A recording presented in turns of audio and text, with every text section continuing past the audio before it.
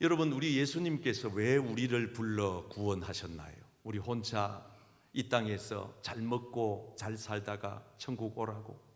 물론 주님께서는 우리에게 그 복도 주셨지만 우리 주님이 이 땅을 떠나 가시기 전에 마지막으로 부탁하신 유언과 같이 남긴 그 지상 명령이 있습니다. 보통 자녀들도 부모님께 잘 못하다가 마지막 부모님이 세상을 떠나시면서 남기는 유언은 각별히 유의하고 잘 듣습니다.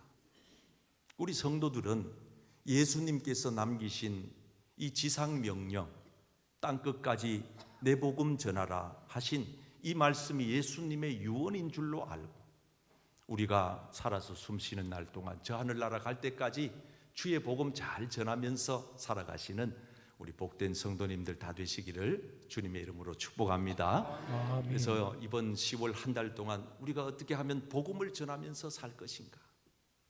그래서 5번의 총 말씀을 오늘 마무리를 지어 드리면서 정말 우리 교회가 복음 전하는 교회, 복음 전하는 성도님들로 가득 채워지는 우리 교회가 되기를 소망합니다. 아멘. 자, 어깨 쫙 펴시고 한번 따라 하시겠습니다. 복음을 전하며 살려면 복음을 전하며 살려면 혼잣말이라도 긍정적이어야 합니다. 긍정적이어야 합니다. 혼잣말이라고 하는 것은 그냥 혼자서 중얼하는 이런 말을 혼잣말이라 그래요. 자, 오늘 본문 말씀을 함께 읽겠습니다. 시작. 이 일이 있은 후에 바울이 마게도냐와 아가야를 거쳐 예루살렘에 가기로 작정하여 이르되 내가 거기 갔다가 후에 로마도 보아야 하리라 하고. 아멘. 이 우리가 가지고 있는 개역 성경에는 사도 바울이 내가 로마도 보아야 하리라라고 이렇게 번역을 해놨지만은 원서에 보면 이 말을 사도 바울이 혼잣말로 했다는 겁니다. 그러니까 사도 바울은 마게도냐도 제자들을 보내고 이곳저곳에서 복음을 잘 전한 후에 내가 죽기 전에는 내가 로마에 가서 전도 한번 해봐야지 하는 말을 자기 스스로 낮은 음성으로 되뇌었다는 겁니다. 그냥 앉으나 서나 로마에 한번 가야지.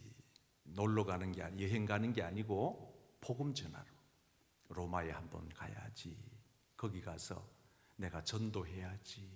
그리고 죽기 전에 그게 나의 소망, 소원이라고 그렇게 자기 스스로에게 강력한 소원이 뭔지를 그는 고백을 하는 겁니다. 여러분, 이 사람이 어떤 말을 내뱉느냐 하는 것은 그 결과가 어마어마하게 큰 차이가 납니다. 작은 신음소리 하나도 우리가 입술로 내뱉는 말, 이거 굉장히 중요해요. 그래서 말이 씨가 된다 그래요. 그 씨가 되면 어떻게 됩니까? 그대로 싹이 나고 열매를 맺습니다. 그냥 우리가 의미 없이 생각 없이 내뱉은 말도 나중에 되면 내가 그 말 한 대로 되어 있더라 그 말입니다. 성경에 보면 다윗이 한 번은 다윗의 성으로 법궤를 드리는데 너무 감격을 했어요. 그래서 온 나라가 막 들썩일 정도로 잔치가 벌어진 거예요. 이 법궤라고 하는 것은 하나님의 임재를 상징하는 궤지 않습니까? 그게 다윗 성으로 들어온다는 것은 우여곡절 끝에 오게 되는 건데 다윗으로서는 오매불망 소망하던 것이 여호와의 법궤를 한번 모시는 것, 성전을 한번 지어서 하나님께 봉헌하는 것, 이게 다윗의 소망이었습니다. 그러니 그 법궤가 성 안으로 들어올 때에 그 감격이라고 하는 것은 느껴보지 못한 사람은 가히 상상하지 못할 정도의 기쁨이 있었던 거예요. 그래서 다윗이 그 법궤가 안으로 들어오는 그날 얼마나 기뻤는지 막 춤을 덩실덩실 추는데 다윗의 아내 미갈이 방 안에서 창가로 이래 내다보다가 마음으로 자기 남편 다윗 왕이 춤추는 걸 보고 업신여겼다. 원래 성경에는 이렇게 나와 있지 않고 비꼬았다, 비웃었다, 비난했다 이렇게 표현을 하고 있어요. 그냥 입술로 내뱉은 것도 아니에요. 속으로 그냥 비웃은 거예요. 치 이렇게. 여러분, 나는 이 성경을 이렇게 들여다보다가 이 사람이 다윗의 아내가 맞나? 여러분, 보통의 부부 관계 같으면은 자기 남편이 그 정도로 행복해하고 기뻐하면은 가서 박수는 쳐주지 못할 망정. 지금 다윗이 너무 행복해서 너무 기뻐서 춤을 추다가 그냥 바지가 그냥 내려간 것도 모르고 지금 춤을 추고 있는 그런 상황이에요. 보통의 아내 같으면 다가가서 여보 그렇게 좋아요. 당신 성 안으로 법궤가 들어오는 게 그렇게 행복하세요. 나도 좋네요. 그러고 근데 여보 지금 바지 가랭이가 내려갔거든요. 빨리 좀 올리세요. 이래야지. 아니 방구석에 앉아가지고 이 방구석도 이게 좀 속된 말인가? 하여튼 방 안에 앉아가지고 그것도 창가로 열어보면서 궁지렁 됐다. 여러분, 그런데 성경이 무서울 정도로 이 미갈을 저주합니다. 그래서 성경은 뭐라고 얘기한가 하면은 그 시간부로 남편을 비웃은, 남편을 업신 여긴 그 시간부로 아내 미갈에게 자식이 없었더라. 완전히 그냥 소박 맞아서 쫓겨난 거예요. 성경은 참 무섭습니다.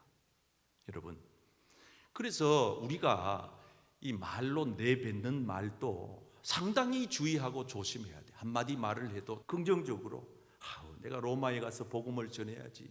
내가 이렇게 늘 복음에 빚지고 사는데 길이 여러 번 막혔지만 언젠가는 갈 거야. 이러고 긍정적으로 생각하고 항상 믿음의 말을 선언하고 선포해야지. 그냥 입만 떼면은 못 살겠다, 죽겠다, 배고프다, 목마르다. 이게 누가 그랬느냐 하면은 이스라엘 백성들이 애굽에서 출애굽한 이후에 그 광야 여정 그 길 동안 계속 하나님께 그렇게 말하는 거예요. 참 여러분, 지겨울 정도로 이스라엘 백성들이 말을 안 듣습니다. 그래서 하나님이 너무 안타까워서 이렇게 얘기를 하십니다. 너희 말이 내 귀에 들린 대로. 이거 한번 따라해 보세요. 너희 말이 내 귀에 들린 대로. 이거 정말 무서운 얘기거든요. 너희의 말이 내 귀에 들린 대로 내가 해줄게. 자, 이걸 바꾸어 놓고 한번 생각해 볼까? 여러분들이 한 주간 동안 사시면서 여러분들이 내뱉은 그 말대로 하나님이 해줘 버리면 아마 지금 이 자리에 계신 분들 가운데 상당히 충격받을 분들이 있을 거예요. 저는 어린 시절에 우리 동네에서 그런 경우를 많이 봤어요. 엄마가 애들이 맨날 말을 안 들으니까 이놈의 자식 말도 안 듣는다고 하면 안 되는 말을 하는 걸 내가 어릴 때 이웃집에서 들었어요. 나가 죽어라. 근데 요즘 가서 그 얘기를요, 그 동네에서 들어보면요, 그때 엄마한테 그 얘기 들은 그 아들 자식들 있잖아요, 말 그대로 나가서 다 죽었더라고. 무서울 정도예요. 아이고 이놈의 자식 빌어먹어라. 엄마한테 맨날 이렇게 저주스러운 욕설을 들은 자식들은요, 한 사람도 예외가 없어요. 나가서 다 빌어먹는 사람이 돼 있더라고요. 근데 우리 엄마는요, 어릴 때부터 내가 어릴 때 코를 많이 흘렸거든. 우리 어머니 치마로 내 코에다가 대면서 경연아 흥해라. 그래서 지금 흥하잖아요. 우리 어머니는 그걸 안 거예요. 참 신기하지요. 사람이 내뱉은 말 한마디도 하나님은 들으신다. 아멘. 제 사실 이 얘기는 오늘 처음 하는데 제 개인의 얘기니까 양해하고 좀 들어주세요. 제가 덕천교회 담임 목사로 부임한 것은 2015년 2월 달에 이제 조금 있으면 10년 차 들어가는데, 근데 사실 제가 이 덕천교회를 2015년 그 앞서 7년 전에 2007년인가 8년인가 이 교회를 처음 요 성전 안에 본당에 와서 앉아서 기도한 적이 있어요. 왜 왔느냐 하면 제가 그때 서울에서 목회를 하고 있었는데 연신교회 목회하시던 총회장 지내신 이순창 목사님이 저에게 전화가 왔어요. 김 목사, 바람도 세고 부산 한번 가자 그래요. 그래서 저는 그 어른이 하시는 말씀은 그냥 자다가도 깨가지고, 왜? 저는 거기 부목사 출신이잖아요. 그러니까 하늘처럼 받들고 이제 섬기는데, 그러니까 뭐 아유 영광입니다 그러고 이제 제가 운전대를 잡고 그날 하루 기사가 된 거예요. 그래서 서울에서부터 이제 부산까지 내려왔어요. 오다가 저 여기서 한번 쉬고. 그 목사님이 여기 이제 오신 이유는 뭐냐 하면은 그때 이 덕천교회에서 부산 남노회, 부산 동노회, 부산노회 세 개 노회가 교회학교 교사 여름 강습회를 이 덕천교회에서 했어요. 많이 모였어요 그때는요. 요즘도 뭐 세 개 노회가 모이면 꽤 모이지만 그때는 꽉 찼어요. 여기 본다. 그 위에는 내가 보도 못했으니까 얼마 정도 왔는지는 모르지만은 목사님이 그날 주 강사로 오신 거예요. 오전 강의, 오후 강의 두 타임을 이제 하시는데 그 저보고 그래요. 내 강의하고 올 동안에 김 목사 내 차 가지고 가서 유료 주차장에 주차하고 좀 이래 놀다가 오래. 세차도 좀 하고. 그래가지고 제가 또 시키는 대로 했잖아요. 요 근방에 딱 유료 주차장 찾아보니까 지금 우리가 사용하고 있는 제1주차장 거기에 가서 이제 주차를 하고 그 사장님한테 이거 손세차 잘 부탁합니다 해놓고 세차할 동안에 시간이 남잖아요. 그래 이래 머리를 들어보니까 그 바로 앞에 목욕탕이 있더라고. 그래 목욕탕 가가지고 또 혼자서 목욕 잘하고 그러고는 나왔는데 아직도 시간이 남은 거예요. 그래가지고 시간 보내려고 이 지하 차도에 들어가가지고 저 숙동역까지 갔다가 덕천 저 역까지 한 3번을 왔다 갔다 그랬는데 아직도 시간이 남았네. 그래가지고 내가 아이고 교회 본당 구경이나 하자. 그래가지고 이제 이 계단으로 올라와가지고 저 뒤에 우리 김종진 집사님 앉은 그 맨 뒷자리에 내가 앉아가지고 기도를 한 거예요. 하나님 아버지. 눈을 딱 뜨는 순간에 내 입에서 나도 모르게 하나님 아버지 나도 저 앞에 강대상에서 설교 한번 하게 해주세요. 남의 얘기 좀 아멘 좀 하소. 내가 이 강단에서 설교 한번 해보고 싶다고 말했는 게 뭐 그래 잘못입니까? 앞에서 강의를 하시는 그 목사님이 강의하시는 모습을 보면서 나도 모르는 사이에 그런 말을 내 입속으로 혼잣말로 한 거예요. 그런데 여러분 진짜 말이라고 한 게 얼마나 무서운지. 나는 한 번만 설교하게 해주세요 그랬는데 지금 10년째 설교하고 있어요. 아멘. 하나님이 이 교회에 저를 담임 목사로 세워줬어요. 아멘. 나는 그렇게 생각해요. 하나님이 어떻게 들으셨는지 모르지만 저는 여러분들이 혼잣말이라도 늘 긍정적으로 믿음의 말을 심으시기를 축복합니다. 아멘. 우리가 복음을 전하기 위해서는 한번 따라 하실까요? 복음을 전하며 살려면 복음을 전하며 살려면 철저한 계획과 준비를 해야 합니다. 준비를 해야 합니다. 자, 오늘 이 본문 말씀은 이렇게 전개됩니다. 사도 바울이 자기를 돕는 디모데와 에라스도에게는 마게도냐로 보냅니다. 이거는 놀라운 선교적 전략입니다. 사도 바울이 선교를 할 때에 그냥 엉성하게 대충 한 게 아니에요. 뭐 저같이 부족한 정도 설교 준비할 때나 이 예배를 준비할 때 대충 안 하거든요. 여러분 요즘 매주 영상 보는 거 다 제가 기도하면서 선택해가지고 우리 방송실에 부탁해서 다 보여준 이게 물 흘러가듯이 가는 게 그냥 되는 게 아니에요. 하나하나 꼼꼼하게 준비하지 않으면 안 되거든요. 사도 바울은 이렇게 자기 동력 파트너들을 먼저 마게도냐로 보내. 왜? 자기가 마게도냐 갈 거니까 먼저 가서 선교적 상황을 만들어라. 그리고 자기는 아시아에서 대략 에베소에 한 3년 정도 더 머뭅니다. 다 뜻이 있는 거예요. 계획이 있는 거예요. 바울이 그냥 선교한 줄 아세요? 여러분 바울이 13권의 성경을 썼어요.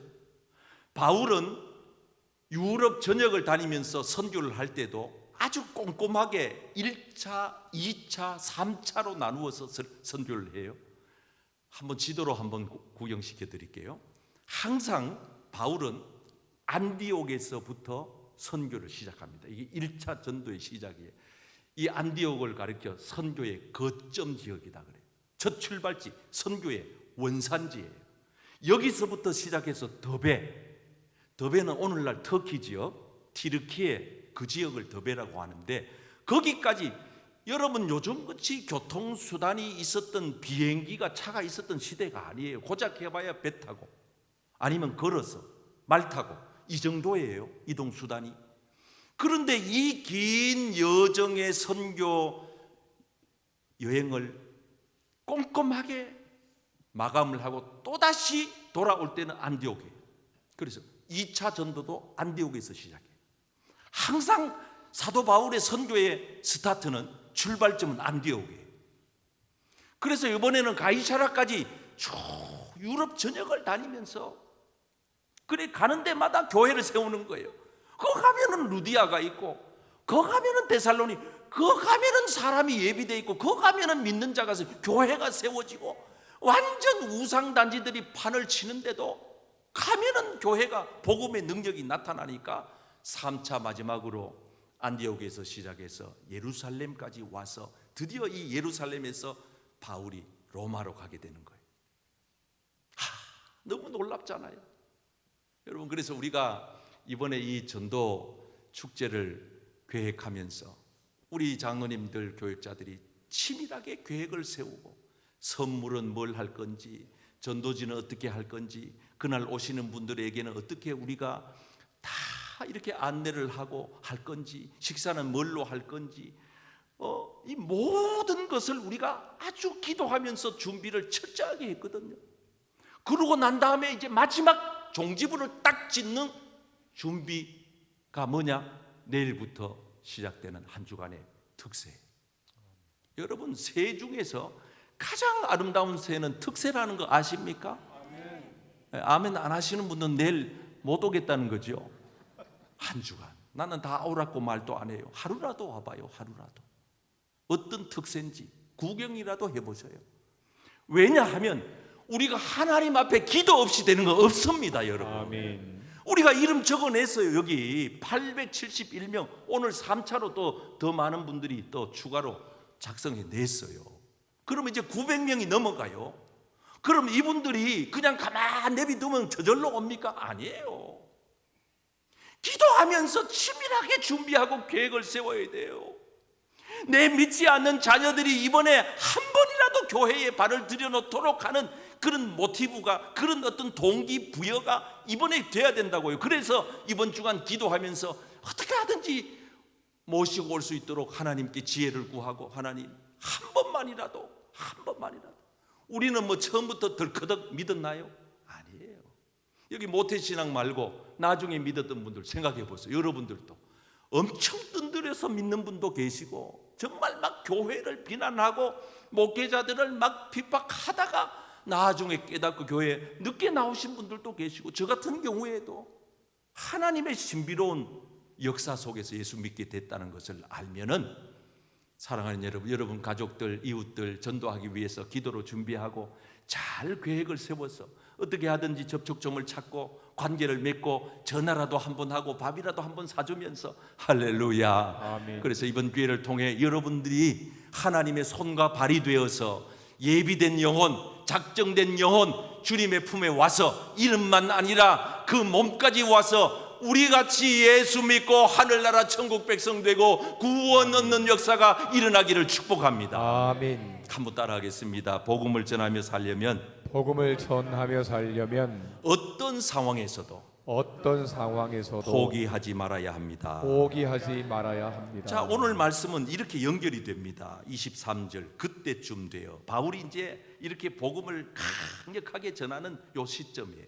그때 갑자기 소동이 일어났어요. 소요가 일어났다고요. 데모가, 쿠데타가 일어났다고요. 그 쿠데타의 주동자는 누구냐 하면 데메드리오라고 하는 사람인데, 이 사람의 직업은 은장색이에요. 다시 말하면 은으로 녹여가지고 이 우상 모형을 만들어다가 파는 사람, 우상을 제작해가지고 갖다가 설치해주고 돈 받아먹고 사는 사람, 한마디로 말하면 당시에 이 사람은 사업가였어요. CEO였어요. 그런데 사도 바울이 복음을 전하니까 복음과 우상이 이게 상충되는 거예요. 바울은 이렇게 얘기합니다. 오직 우리를 구원할 분은 하나님 한 분밖에 없습니다. 아멘. 누구든지 예수 그리스도를 믿으면 구원을 얻습니다. 아멘. 어떤 사람이든지 회개하고 죄 씻음을 받으면 하나님의 자녀가 됩니다. 아멘. 그런데 이 데메드리오는 가만 들어보니까 이건 아니거든요. 자칫 잘못하면은 이 진리가 만백성에게 선포되면은 자기 지금 생계가 문제가 생기게 생겼어요.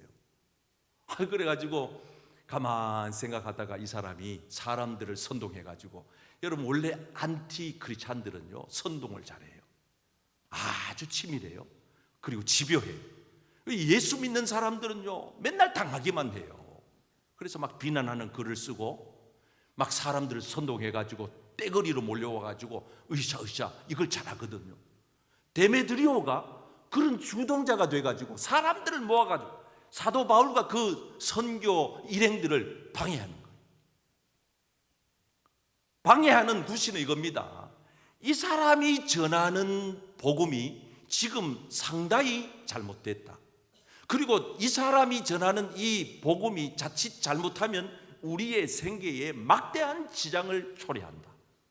그러니까 지금 이 사람들을 처단해야 된다. 막아야 된다. 여러분, 이 사람이 주로 만들어서 팔았던 그 우상이 아데미 여인상이에요. 이렇게 생겼어요. 뭘 느끼세요? 가슴이 몇 개인지 아세요? 24개. 이 얘기는 뭔 얘기냐 하면 이 우상의 특징은 다산을 상징하는 우상이에요. 당시에 이 아데미 여신은 아이를 낳지 못하는 사람들에게 신통방통한 능력이 있다. 우리가 저 어떤 유명한 사찰에 가면 뭐 이렇게 생겨진 그 불상 코 만지면은 부자 된다. 뭐 손 만지면은 뭐 아이 낳는다.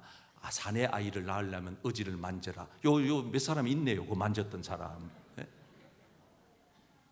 만지면 안 돼요. 왜? 그 만진다는 것 자체가 우리가 예수 믿는 걸 부정하는 거예요. 우상을 인정하는 거예요.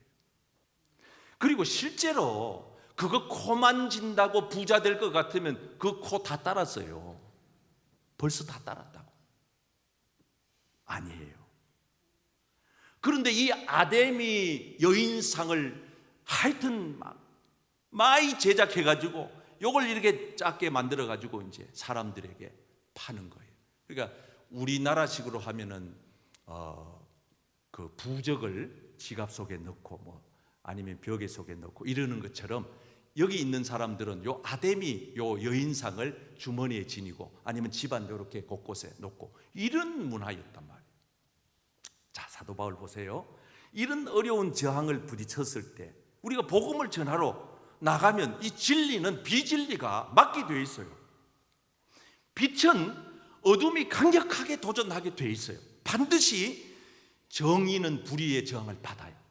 우리가 참이기 때문에, 우리가 진실이기 때문에, 우리는 하나님 편이기 때문에 악한 어둠의 권세들이 언제나 우리를 주시하고 우는 사자처럼 우리를 집어삼키려고 온갖 수단과 방법을 다 쓰기 때문에 우리가 정신을 차리지 않으면 안 되는 거예요. 그래서 사도 바울이 이렇게 얘기합니다. 환난과 결박이 나를 기다릴지 모르지만, 중요한 얘기예요. 이제 결론이에요. 그러나 나는 복음 전하는 이 사명을 받았으므로, 나는 복음을 전하라는 하나님의 사명을 받은 자이므로 나의 생명을 조금도 아까운 것으로 여기지 않는다. 여러분, 사명이라고 하는 것은 어느 정도까지가 진짜 사명이냐? 자기의 목숨도 아끼지 않는 정도까지가 사명이에요. 우리는 돈 몇 푼 아끼려고 사명을 그냥 송두리째 헌신짝처럼 버릴 때가 얼마나 많아요. 자, 예를 들면은 지금 어떤 건물에 화재가 났어요. 그래서 그 건물 안에 있던 사람들이 불이야! 그러면서 다 건물 밖으로 뛰쳐나와요. 그런데 그 불길 속으로 불을 끄려고 들어가는 사람이 있어요. 누굽니까? 소방관입니다.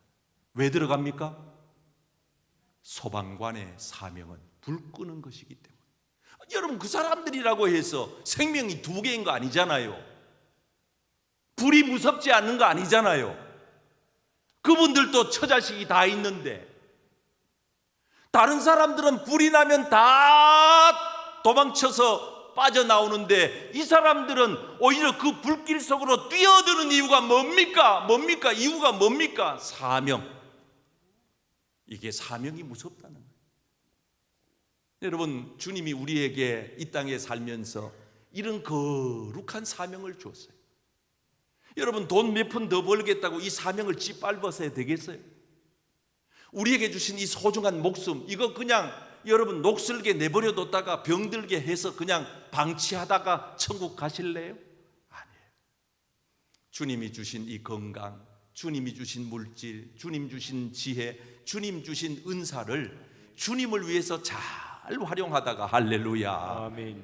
우리 모두가 주님 앞에 서면 주님이 반드시 우리가 심은 대로 뿌린 대로 거두게 하시는 겁니다. 아멘. 그러므로 사랑하는 성도 여러분, 우리는 선을 행하다가, 의로운 일을 하다가, 복음을 전하다가 결코 낙심하거나 포기하지 않기를 바랍니다. 아멘. 오늘 이제 오후에 우리가 노방전도를 갑니다. 여러분들 중에는 많은 분들이 참여하게 될 겁니다. 자, 여기에서 모여서 우리가 이제 기도하고 화명지역, 구포, 만덕 이렇게 3지역으로 흩어져서 우리 선교구별로 대략 한 70에서 80명 정도가 다 전도 용품을 들고 나갈 것입니다. 띠를 두르고 나갑니다. 전도지를 들고 나가서 길거리에서 마주치는 지나가는 사람들에게 전도를 할 때, 전도지를 전해줄 때 여러분 절대 기죽지 마시기 바랍니다. 아멘. 그래서 우리는 나가서 담대하게 복음을 전하는 거예요. 예수의 복음. 여러분, 이 전도지가 아무것도 아닌 것 같지만은 거기에 예수의 복음의 능력이 있습니다. 아멘. 여러분 생각해 보세요. 세상에 죄 짓는 사람들, 나쁜 짓 하는 사람들, 그저께 어떤 유명한 스타가 마약을 하고 TV에 나와가지고 그냥 그렇게 하던데요.